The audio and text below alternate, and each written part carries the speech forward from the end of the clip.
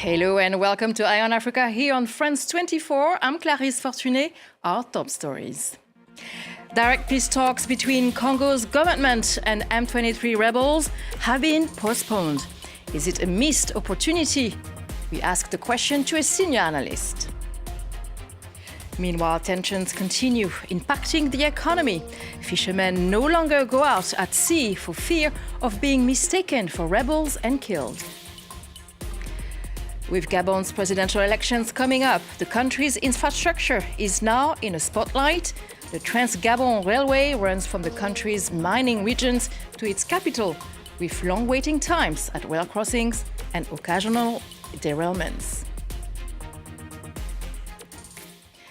It was supposed to be a defining moment, but peace talks between Congo's government and M23 rebels planned for this Wednesday in Doha have been postponed.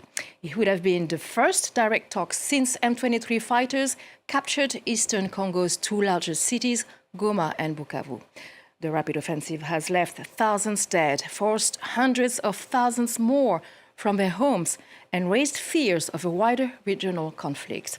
So, what does it mean for the efforts to find a resolution to the conflict? I asked the question to Beverly Ochieng, senior analyst with Control Risks. It definitely throws the peace talks into fresh uncertainty, even though the mere fact that M23, the rebel group, was going to be in the same room as the DR Congo government was quite symbolic just after the president of DR Congo, Tshisekedi, and the Rwandan leader met for the first time in about 2 or 3 years in Qatar, in Doha. It does mean that M23 may have still an advantage. We might see a shift in the front line where M23 already has an upper hand in North Kivu and Sud Kivu. It could complicate other parallel peace processes that are underway, including with the US, the East African community, and even clarity on whether both parties are going to adhere to the ceasefire that had been initially agreed to when the two presidents had met in Doha. And do we know more about the delegations that were supposed to attend this meeting today? I mean, the last time we saw the presidents of Rwanda and DR Congo in Doha, and then just after that, there was a private round of talks with officials from DRC as well as from the M23 rebel group. So it's quite likely that government officials were going to be involved, probably the foreign minister or the prime minister and leaders of the M23 group. But so far, there's not been clarity on who exactly will be at the helm of these talks or who the Qatari mediation team will involve. But there is definitely much more frontline in terms of having a visibility of the DR Congo government alongside with the M23 group for the first time in probably about nearly 5 years. So meanwhile, what's the latest on the ground? Are conditions in place for negotiations? Well, M23 did undertake a very strategic withdrawal from the latest area it was holding in Sud Kivu. However, 2 days ago, there had been clashes with the pro-government Wazalendo fighters and M23 rebels. And M23, even though it is just at the margin of the Kalehe territory and it is moving very closely towards Walak area, it does demonstrate that they will still have the inroads towards the region. So fighting hasn't stopped. There's still mistrust on both sides of the government and the M23 group, and even in other parts of the east where groups like ADF continue to be active, Burundi-based armed groups that are in the eastern region. So it's a constant shifting front line for peace talks to really meaningfully lead to a ceasefire. So while we're waiting for the meeting to take place, so what is Qatar's interest in being involved? Well, Qatar has broad commercial interests, particularly in Rwanda, where they have a huge stake in the aviation sector. They've been supporting Rwanda and the expansion of the airport. But Qatar is also, according to some of our sources, perceived more favorably both by Rwanda and M23 compared with some of the other regional mediators. So it's quite significant that they've been able to bring all of these parties to the helm. But DR Congo is also pursuing separate peace processes and separate military processes. With the US, for instance, it's looking to exchange some of its mineral holdings to be able to get direct military support from the US. It's unlikely, even though US businesses are likely to benefit from some of the critical minerals that have been largely going towards Chinese companies. There's also been efforts, Turkey had initially fronted itself as a potential mediator mediator, and there are various other parallel processes taking place within the region to try to bring the DRC to peace. But of course, because of the conflicting nature of all of those talks, whether it's minerals, whether it's military deployment, whether it's territory, at the bottom of it is the fact that there's not been clarity on how to streamline all of these processes for there to be adherence to some of the principles such as ceasefires or even respect for human rights. And meanwhile, the conflict is ongoing. President Felix Tshisekedi has always accused his predecessor, Joseph Kabila, of backing the M23 rebels. But former president has now announced he was coming back to DR Congo from South Africa, where he's been living for the last 2 years. Kabila, who left power in 2019, said he wanted to contribute to the search for a solution. And since the city Bukavu was seized by the M23, fishing on Lake Kivu has ground to a halt. Fishermen no longer go out at night for fear of being mistaken for thieves and getting lynched. Cases of assault have increased in the city. Aurélie Bazara-Kibangula reports. On the shores of Lake Kivu, Roland Murhula returns home after a morning's fishing. The results are bitterly disappointing. For several weeks now, he's been netting very little, catching his lowest number of fish in a decade. We used to be able to catch 30 kilos of fry easily, but now there's nothing at all. Lately, if I manage to catch even 15 kilos, I think it's a good yield, but it's very rare. The dire security situation explains the newfound scarcity. Since M23 rebels captured the city of Bukavu, there's been an upsurge of thefts and criminality. Local fishermen used to go out onto the lake at night, but now, when the sun goes down, they stay indoors for fear of being mistaken for thieves. Almost all the fishermen who are used to working in the Bukavu basin no longer go out at night because they are afraid. A week ago, some fishermen were attacked with machetes because the locals thought they were bandits.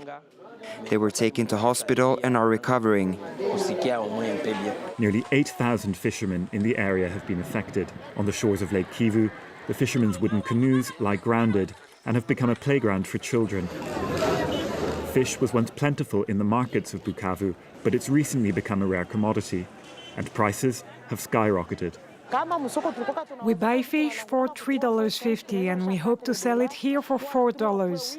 But I've been finding it hard to make a living recently. There are no customers. I come to the market and sit there all day, but I know I'm not going to sell anything. The fishermen of Bukavu are urging the authorities to bolster security on the shores of Lake Kivu. The fishing industry is an economic mainstay for the city. And now to Gabon for our next story. The Trans-Gabon Railway runs from the country's mining regions to its capital, Libreville, and the deep-water port of Owendo. It transports mineral and timber cargo as well as passengers. But there are long waiting times at rail crossings and occasional derailments. With Gabon's presidential elections coming up this Saturday, the country's infrastructure is now in the spotlight. Florent Marchais has the story. Here in Gabon's capital, passengers wait to board the Trans-Gabon Railway. Each year, it transports millions of tons of cargo and hundreds of thousands of people across the country.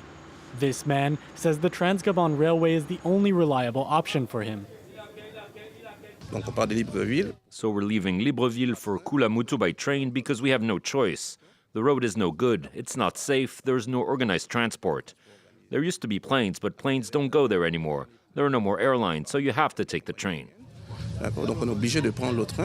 But the railway often suffers from degraded or broken tracks.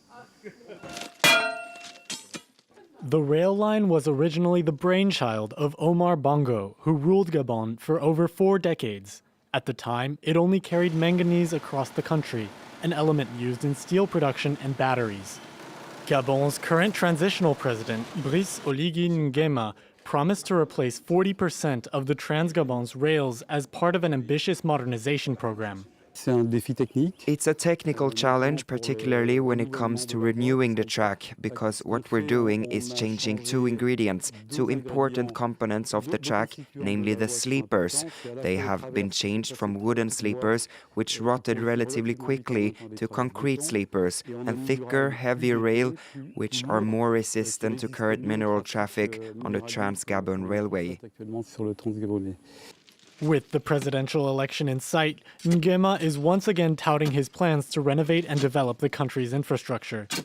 Gabon and its overseas diaspora are gearing up for the vote, set to take place this Saturday. It will be a major test for Ngema and could determine the future of the country's development policies. Now, have you ever heard of meringue? It's a martial art practiced in Madagascar since the 17th century. It's been traditionally seen as a competition between men, although women do participate. Bare-knuckle fighting and kicks are sometimes allowed, with music to add to the thrill and induce a trance-like experience.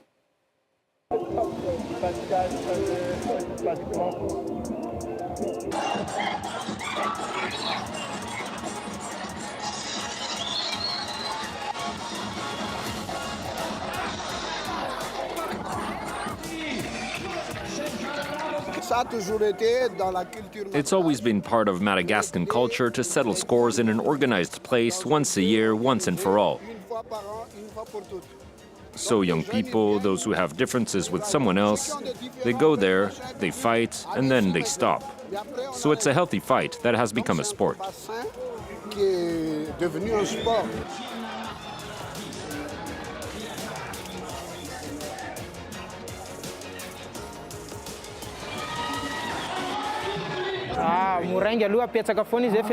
Meringue is above all a culture and a hobby. You always have to have a job on the side, but you can earn a lot from time to time. But you still have to work on the side because it's limited. Fights aren't all the time.